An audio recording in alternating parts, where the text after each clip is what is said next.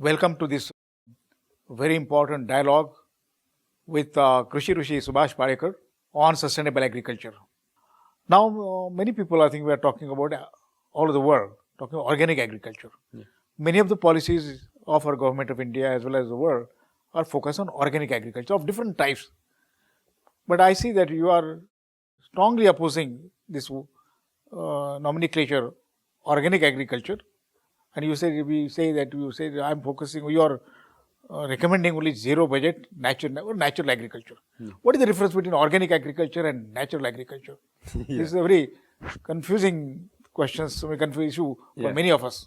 So, There are two mentalities or two, you Streams of say, thought. philosophies, natural philosophy, unnatural philosophy.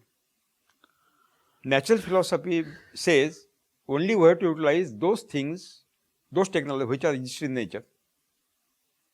Unnatural means which are not existing in the nature. Since thousands of years in India, in throughout the world, we are practicing the farmings.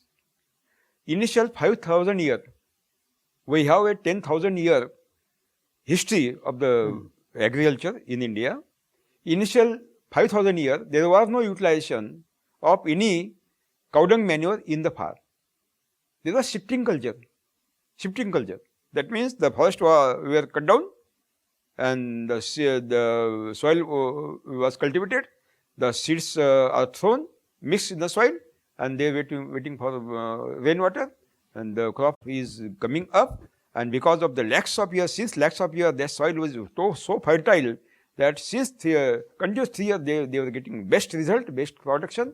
And when the production was start to decline, again they were cutting another forest, they would raise the crop, and this old plot was developed again dense forest. This is the shifting culture. Now also in Western Ghat, in Himalayas, so many tribal people are practicing shifting culture. The first agriculture scientist who introduced cow dung manure in the farming, that was Yogeshwar Sri Krishna. Sri Krishna started to utilize cow dung manure in the agriculture sector. They were the first scientists. But since thousands of years, today also, the farmers are practicing cow dung manure FOM every year. No doubt, in throughout the world, not only in India. But now there are limitations. I have taken the trials and research and development work, how much quantity of the cow dung manure we want. And I came on the conclusion that every year we have to utilize 18 to 20 cartloads, 9 to 10 tons of the FOM every year, and it is totally impossible. It is totally impossible because cow dung manure is not available today. That means we have to search out the alternative technology. And when this is before chemical farming, no Indian farmer, no any farmer was telling that I am practicing organic farming. He was telling only I am farmer, I am doing farming. When chemical farming came, and those farmers who started to practice, they started to say that we are chemical farming, we are practicing chemical farming. That means the farmer sector is split in two divisions, traditional farming and chemical farming. And when the impact of the chemical farming they found in Europe, America, and there is a big mass movement in Europe, America, no more chemical. Greenpeace movement and World Wildlife Institute, all the NGOs and organizations were started this.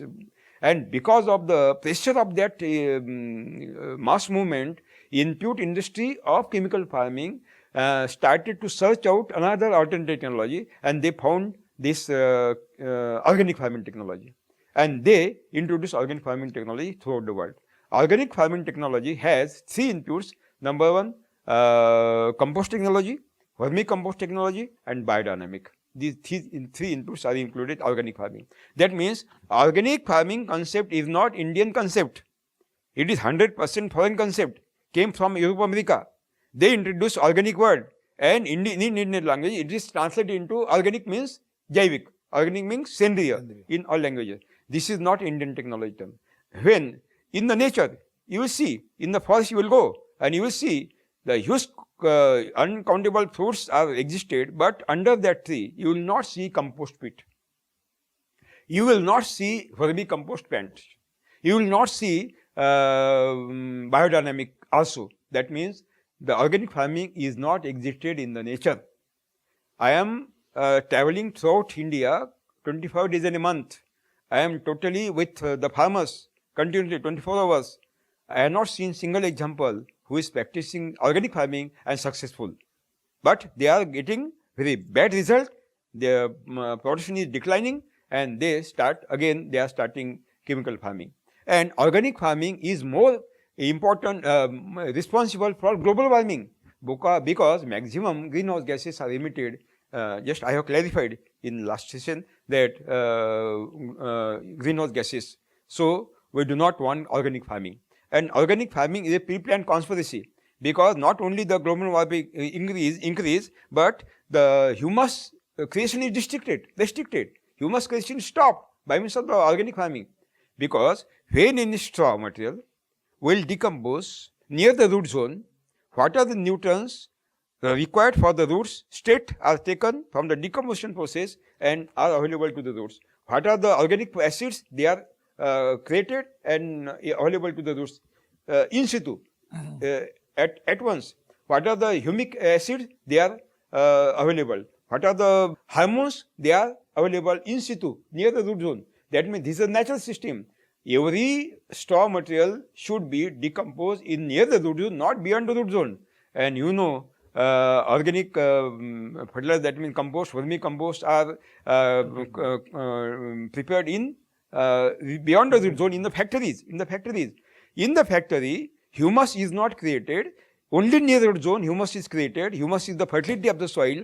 In the factory, humus is not created. The compost is created. Vermicompost is created. And when you spread out vermicompost and compost, carbon is totally oxidated and soil become again barren. So every year you have to utilize truckload of the FOM and cow dung manure and compost, vermicompost every year. It is not possible today. So I have searched out this my technology. In my technology, University of Spiritual nothing to be purchased, no single gram of the cow dung manure, no compost, no vermicompost, so that we have stopped the carbon emission in the atmosphere, we have stopped the global warming and climate change, and we have created humus in the soil. We have increased the fertility of the soil.